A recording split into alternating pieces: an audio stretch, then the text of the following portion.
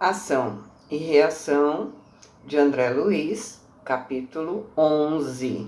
O templo e o parlatório.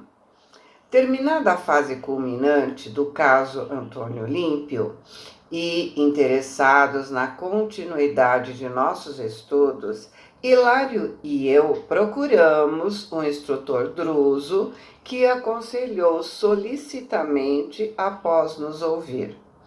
Compreendo que a mansão em si já lhes tenha fornecido elementos básicos a graves conclusões em torno da lei de causa e efeito. Aqui, na maioria dos problemas, quase sempre encontramos os frutos concretos da ação. Junto de nós é possível verificar de perto a colheita do sofrimento em todas as suas fases difíceis e dolorosas. E sorrindo, acentuou: a região infernal permanece superlotada de contas maduras. Aqui, a sovinice, ou seja, a avareza, suporta o azinhavre. A azinhavre é o corrosivo, né? De atrozes padecimentos. O crime defronta com todas as espécies de angústia no remorso tardio, e a delinquência responsável é surpreendida pelas trevas que agravam suas amarguras, porque as coletividades dos lavradores culpados pela plantação de tantos espinheiros não dispõem de coragem para recolher o fruto envenenado da sementeira a que se afeiçoam. Então, normalmente nós plantamos qualquer coisa e não queremos colher os frutos daquilo que nós plantamos. Desorientados e dementes, sublevam-se contra as flagelações que geraram e caem nas profundezas da rebelião e do desespero.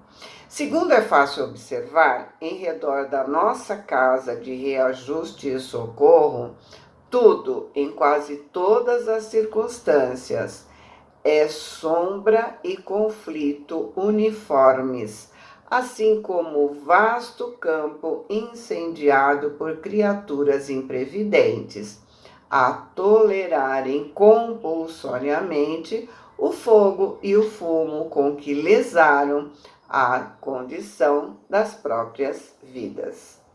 Druso se calou, caminhou na direção de larga janela que se abria para os nevoeiros exteriores, olhou compadecido a triste paisagem que os nossos olhos conseguiam descortinar e, em seguida, voltou para perto de nós, assegurando: ainda assim, será bom que prolonguem o trabalho em que se empenham, anotando os princípios de compensação em mais amplos setores. Nesse sentido, consideramos de suma importância as realizações em andamento na esfera carnal, como fatores determinantes de céu ou de inferno nas pessoas que os procuram, razão porque desejamos aos dois o melhor aproveitamento nas atividades que venham a empreender, na zona de relações entre nossa casa,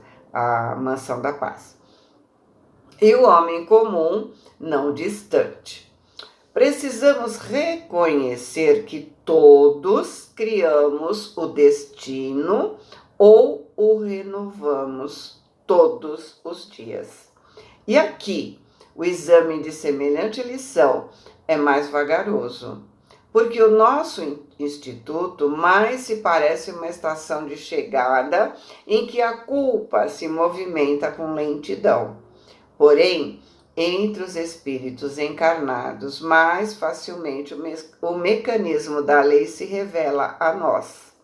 através da qual a alma vive nas suas próprias edificações. Na carne, a planta da existência se desenvolve, floresce e frutifica.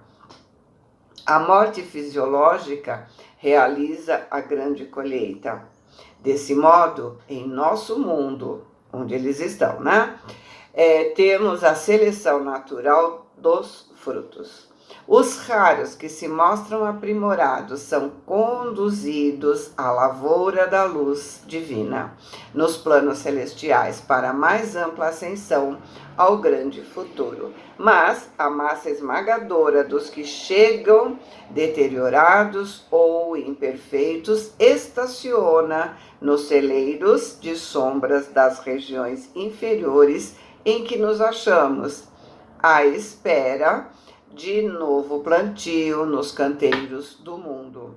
Por isso, o mérito do que plantamos aqui é maior do que lá.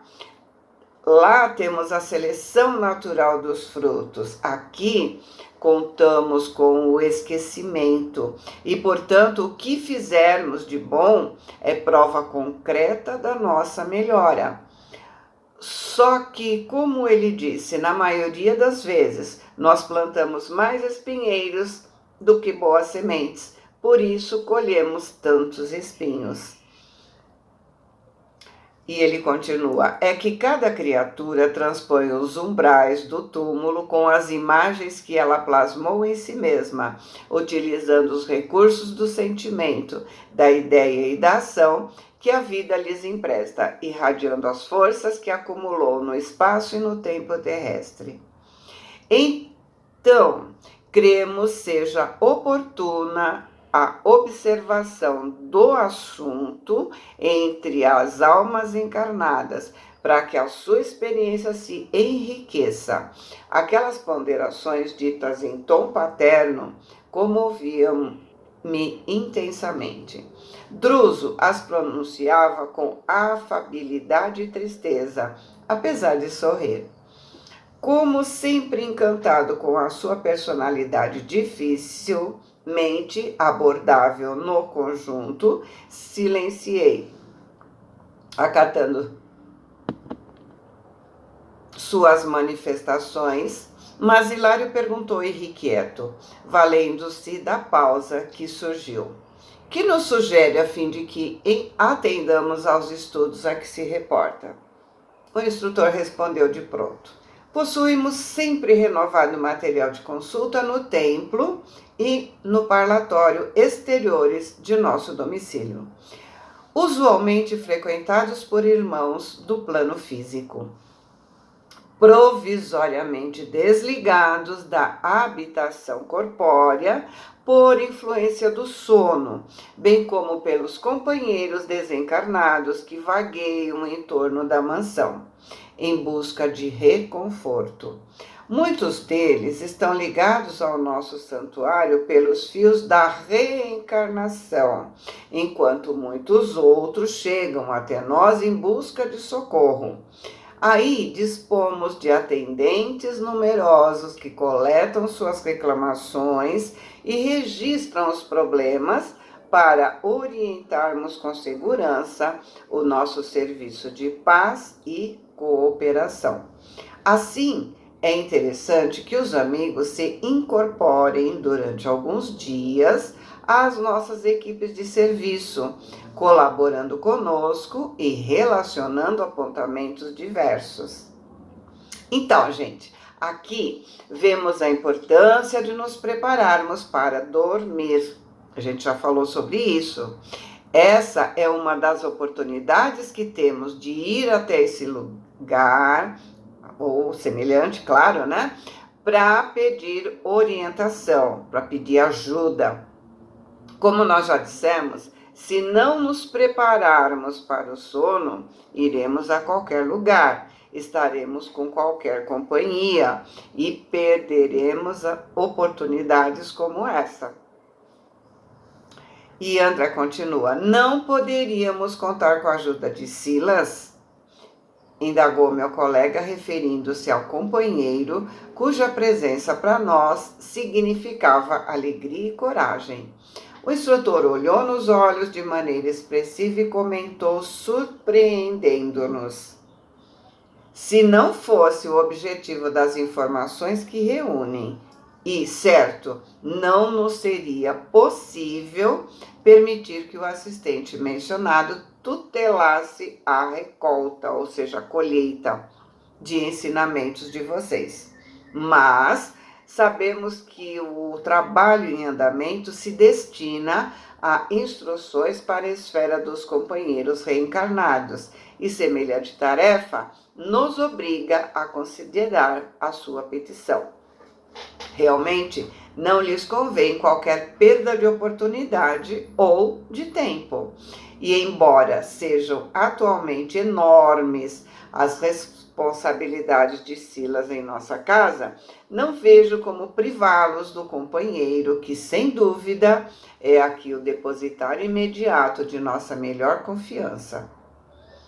Logo após, enquanto mergulhávamos em silenciosas considerações acerca do seguro serviço de inteligência com que o grande benfeitor seguia a nossa meta, Silas foi chamado à nossa presença, recebendo recomendações no sentido de nos prestar a assistência necessária.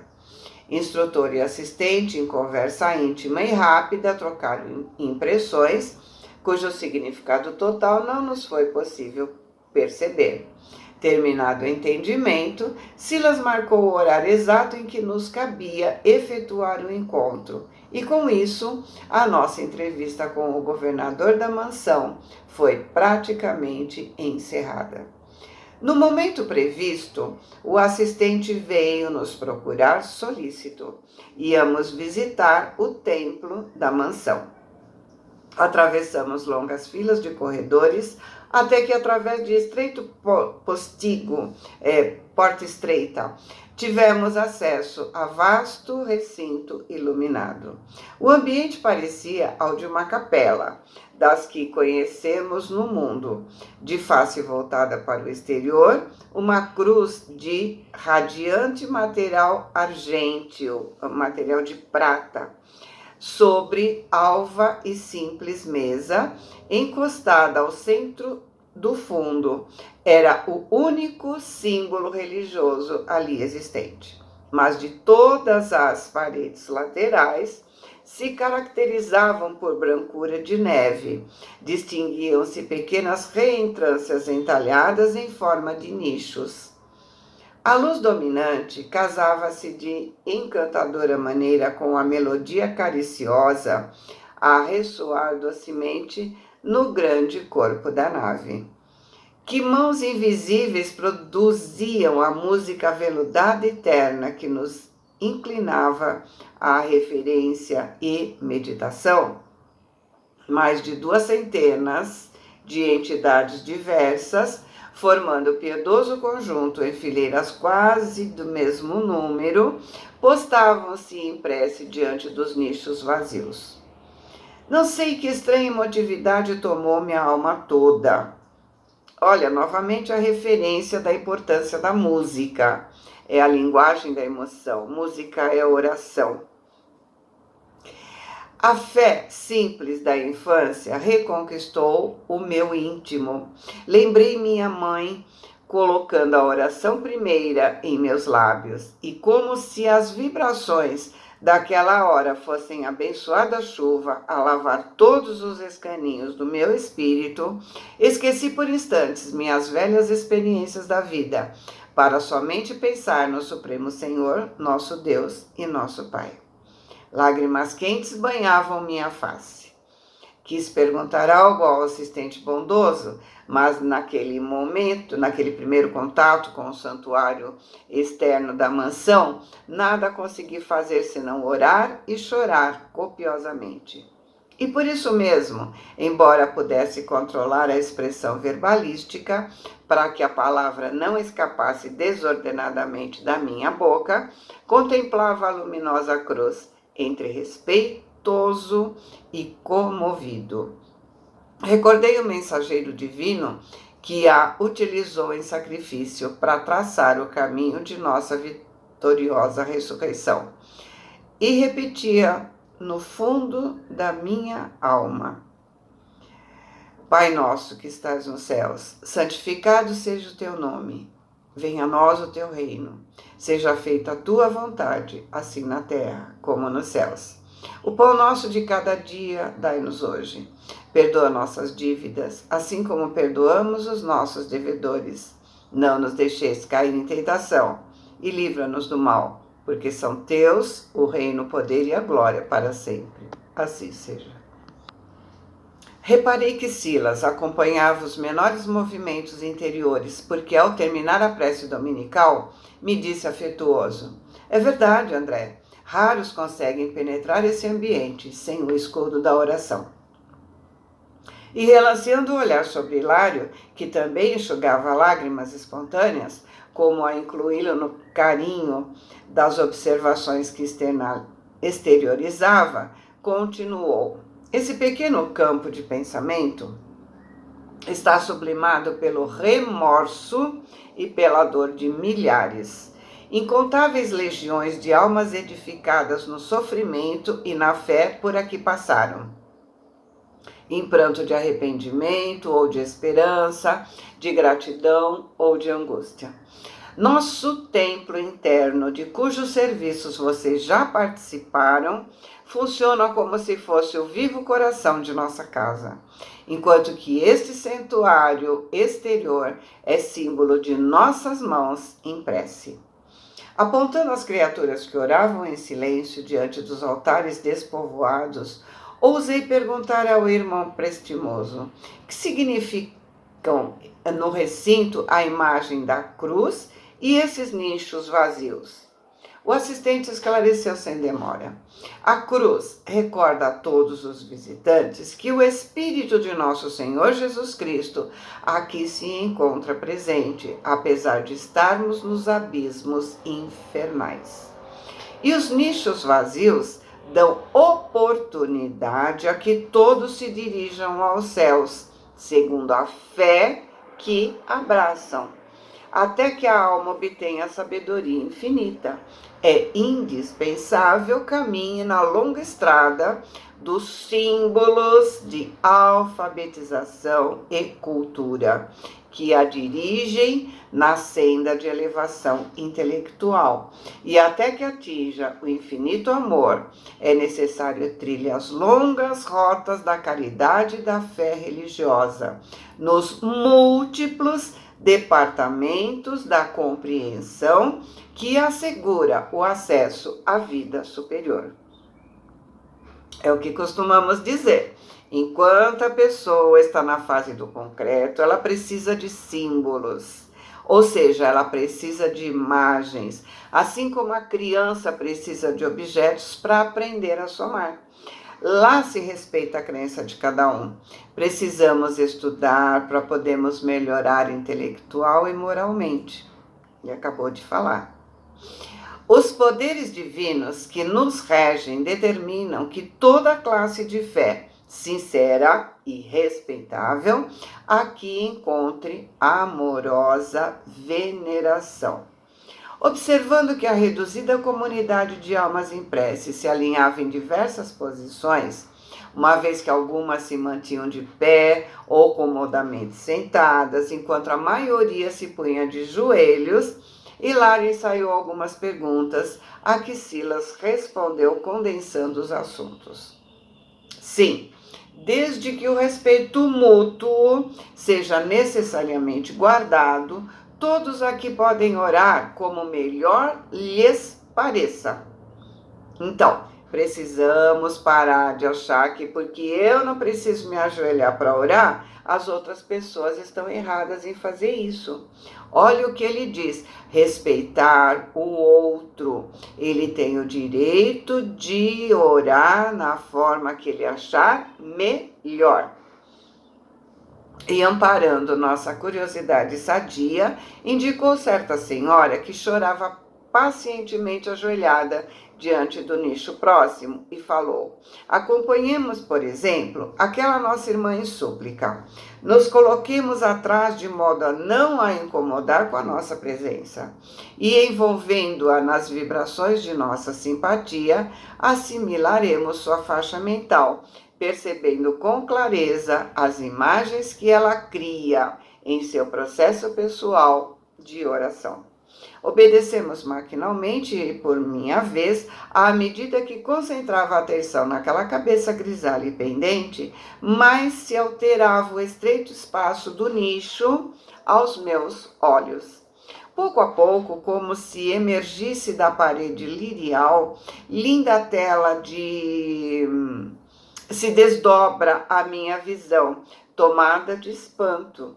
Era a reprodução viva da formosa escultura de Teixeira Lopes. Teixeira Lopes é um escultor português, representando a Mãe Santíssima chorando o Divino Filho morto. E as frases inarticuladas da veneranda irmã em prece ressoavam nos meus ouvidos. Mãe Santíssima, Divina Senhora da Piedade, compadece-te de meus filhos que vagueiam nas trevas. Por amor de teu Filho sacrificado na cruz, ajuda o meu espírito sofredor para que eu possa ajudá-los. Bem sei que por sinistro apego às posses materiais, não vacilaram em abraçar o crime. Em verdade, Senhora, eles são homicidas e infortunados que a justiça terrestre não conheceu. Por isso mesmo padecem com mais intensidade o drama das próprias consciências presas à culpa. Nesse ponto da petição, Silas tocou de leve nossos ombros, nos convidando ao ensinamento devido e explicou. É uma pobre mãe desencarnada que roga por seus filhos transviados nas sombras.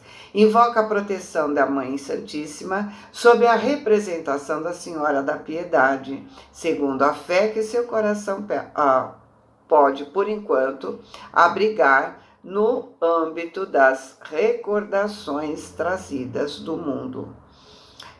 Isso quer dizer que a imagem de nossa visão... Porém, essa observação ficou no ar porque Silas completou, né? É uma criação dela mesma, reflexo dos próprios pensamentos com que tece a súplica. Pensamentos esses que se ajustam à matéria sensível do nicho, plasmando a imagem colorida e vibrante que corresponde aos seus desejos. Ou seja, o nicho é de uma matéria plástica que plasma o pensamento de quem está pedindo segundo a sua fé. E respondendo automaticamente às perguntas que o problema nos sugeria, continuou. Mas isso não significa que a prece esteja sendo respondida por ela mesma.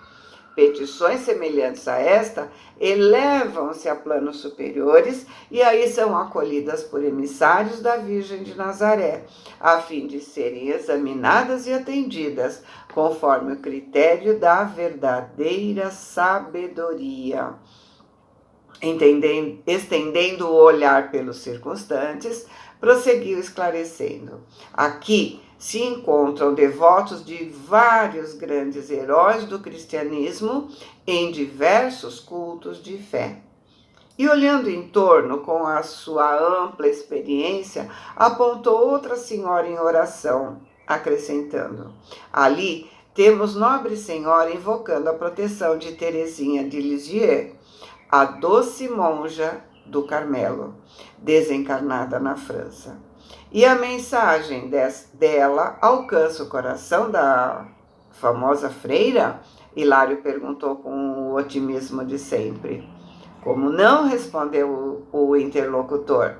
Depois da morte do corpo, as criaturas efetivamente santificadas encontram as mais altas cotas de serviço na expansão da luz ou da caridade, do conhecimento ou da virtude, de que se fizeram a fonte viva de inspiração quando no aprendizado humano. O céu beatífico e estanque existe apenas na mente ociosa, ou seja, preguiçosa, daqueles que pretendem progresso sem trabalho e paz sem esforço. Tudo é criação, beleza, aprimoramento, luz e alegria incessantes na obra de Deus, a expressar-se divina e infinita, através daqueles que se elevam para o infinito amor. Assim, pois, o coração que deixe na terra uma sementeira de fé e abnegação passa a nutrir no plano espiritual a lavoura das ideias de seus exemplos, que deixou aos irmãos de luta evolutiva, lavoura essa que se expande naqueles que continuam o ministério sagrado, crescendo assim em trabalho e influência para o bem no setor de ação iluminativa e santificante que o Senhor lhes confia. Então, todos aqueles que deixaram boas sementeiras, deixam também pessoas que dão continuidade ao que eles estavam fazendo.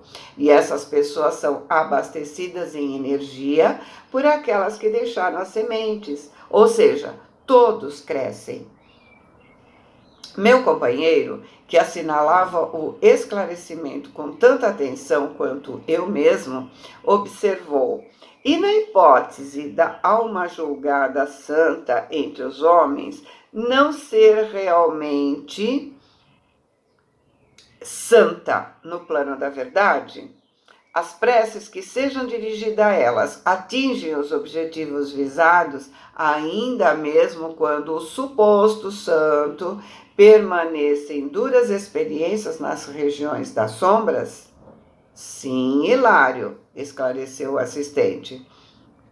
As orações podem não encontrar de imediato o espírito a que se destinam, mas alcançam o grupo de companheiros a que deveria se ajustar e que amorosamente o substituem na obra assistencial do bem, em nome do Senhor, visto que na realidade todo amor na criação eterna é de Deus.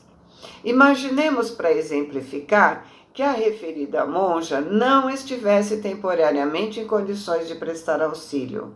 Se isso acontecesse, as grandes almas afinadas na disciplina da instituição em que tanto se distinguiu, se encarregariam de fazer por ela o trabalho necessário e justo, até que pudesse tomar sob os seus ombros o apostolado que lhe compete.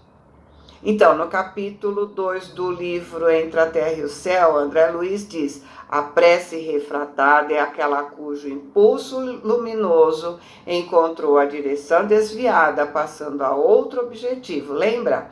Foi quando Evelina orou, pedindo para a mãe desencarnada auxiliar a madrasta, que estava sendo vítima das vibrações dessa mesma mãe, que na ocasião era a obsessora da madrasta.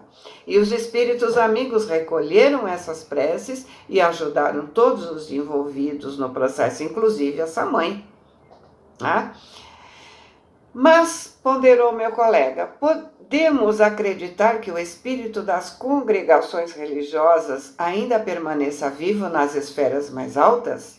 O assistente sorriu e acrescentou: não no sentido estreito do sectarismo, partidarismo terrestre.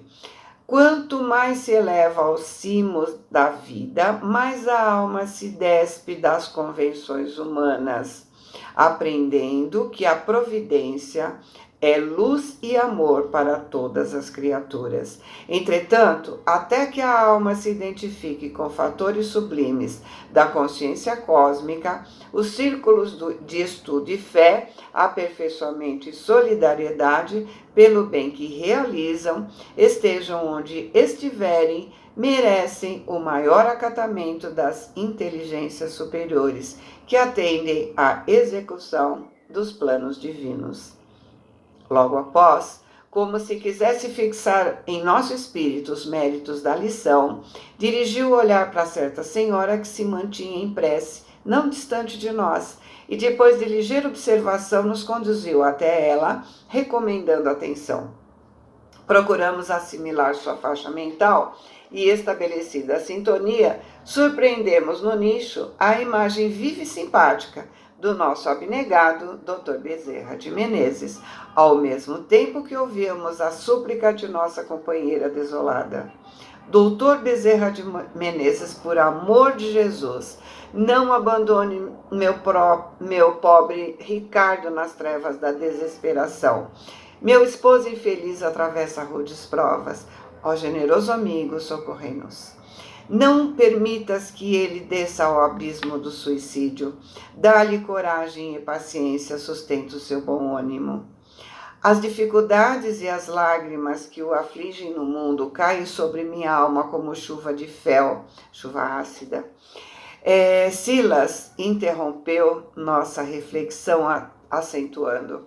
Segundo reconhecemos, o santuário serve à oração digna, sem cultos especiais.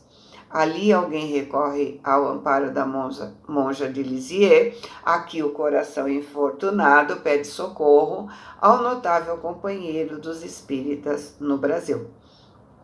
Antes de desviar minha atenção, olhei o semblante do grande médico, segundo as recordações da irmã que orava confiante, anotando o primor da fotografia mental que ela exteriorizava. Vimos ali o retrato do Dr. Bezerra, como o reconhecemos, sereno, simples, bondoso, fraternal. Procedendo nossas interrogações costumeiras, o assistente informou: com mais de 50 anos consecutivos de serviço à causa espírita, depois de desencarnado, Adolfo Bezerra de Menezes fez jus à formação de extensa equipe de colaboradores que servem à sua bandeira de caridade. Centenas de espíritos estudiosos e benevolentes obedecem às suas diretrizes na lavoura do bem, na qual opera em nome do Cristo, ou seja, formou uma egrégora. Desse modo, alegou Hilário, é fácil compreendê-lo agindo em tantos lugares ao mesmo tempo. E Silas concordou perfeitamente, como acontece na radiofonia, em que uma estação emissora está para os postos de recepção, assim como uma só cabeça pensante para milhões de braços. Um grande missionário da luz em ação no bem pode refletir-se em dezenas ou centenas de companheiros que acatam sua orientação no trabalho, ajustado aos desígnios do Senhor. Bezerra de Menezes, invocado carinhosamente em tantas instituições e lares espíritas, ajuda todos eles, pessoalmente ou por intermédio das entidades que o representam, com extrema fidelidade. Para isso, acrescentou meu colega, terá o seu campo próprio de atividade, assim como um chefe de serviço humano possui a sede administrativa, da qual distribui com os comandos o pensamento diretor da ação. E eu vou parar porque eu acho que não vai caber tudo.